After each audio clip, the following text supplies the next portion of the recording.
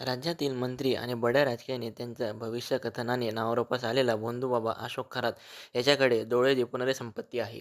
नाशिक शहरासह सिन्नर, अहिल्यानगरमध्ये शिर्डी, राहाता, निघोज, निमगाव, कोऱ्हाळे आदी ठिकाणी शेकडो कोटींचे भूखंड आणि शेतजमीन त्यांच्या कुटुंबियांच्या नावाने आहेत. खरातने भोंदूगिरीतून मोठी संपत्ती जमवली. शहरातील एका जागेत तर ठाण्यातील शासकीय अधिकारी त्याचा भागीदारी बनल्याचे दिसून येत आहे. विशेष म्हणजे आता काही दिवसांपूर्वीच महाराष्ट्राच्या माजी महिला आयोग अध्यक्षा रुपाली चाकणकर यांनी सुद्धा या बाबांची भेट घेतली होती. महिलेचे लैंगिक शोषण केल्याप्रकरणी गुन्हा दाखल झाल्यानंतर पोलिसांनी खरतचा शहरातील बंगला, कार्यालय आणि सिन्नर येथील शेतातील घराची झाडाझडती घेतली. त्यामध्ये पिस्तूल, जिवंत काडतुसे, 8 लाखांची रोकड, 2 लॅपटॉप, मालमत्ता, कागदपत्रे जप्त करण्यात आली होती.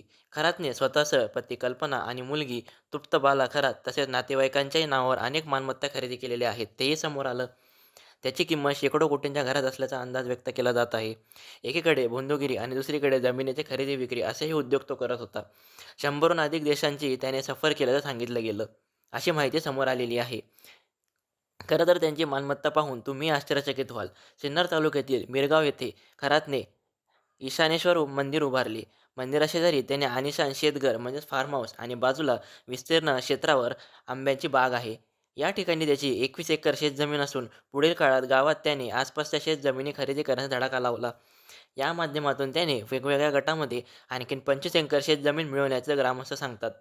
सिन्नर शहरामध्ये 3 भूखंड आणि दुकान, कुंदेवाडी येथील खरातची शेतजमीनसुद्धा आहे. अशोक खरात हा राज्यातील अनेक बड्या राजकीय नेत्यांचा आध्यात्मिक मार्गदर्शक होता. त्यांपैकी एक रुपाली चाकणकर यासुद्धा होत्या. चाकणकर यांचे अशोक खराशी जवळचा संबंध असल्याने त्यांना महिला आयोगाच्या अध्यक्षपदाचा राजीनामा द्यावा लागला होता. आता रुपाली चाकणकर यांना आणखीन एक झटका बसण्याची शक्यता आहे. नाशिकप्रमाणेच लगतच्या अहिल्यानगर, शिर्डी, निघोज, निमगाव, कोऱ्हाळे या ठिकाणी शेतजमीन आणि अनेक भूखंडावर त्यांच्या नावावर असल्याचे निष्पन्न झालं. यातील काही जागा कोट्यवधींच्या घरात आहेत. माझ्याकडे अलौकिक शक्ती आहे आणि मी देवाचा अवतार आहे असं सांगून अनेक स्त्रियांचे लैंगिक शोषण करणारा विकृत भोंदूबाबा अशोक खरात याला रविवारी नाशिक पोलिसांनी चांगला धिंगा दाखवला. ठाकरेंच्या शिवसेनेतून भाजपमध्ये दाखल झालेल्या मामा राजवाडे, अजय बागुल यांच्यासह शहरातील अनेक नामांकित गुन्हेगारांना कायद्याचा बालेकिल्ला दाखवला. तोच पॅटर्न आज अशोक खरातला दाखवल्याचं नागरिकांनी समाधान व्यक्त केलं. लोकांची फसवणूक करणारे आणि असे अवैध मालमत्ता जमा करणाऱ्या लोकांची जागा हीच आहे, हे खरं आहे. हे या प्रकरणातून पुन्हा सिद्ध झालं. आपल्याला या सगळ्या प्रकरणाबद्दल काय वाटतं हे आम्हाला कमेंटमध्ये सांगा आणि आमच्या चॅनलला नक्की सबस्क्राईब करा. धन्यवाद.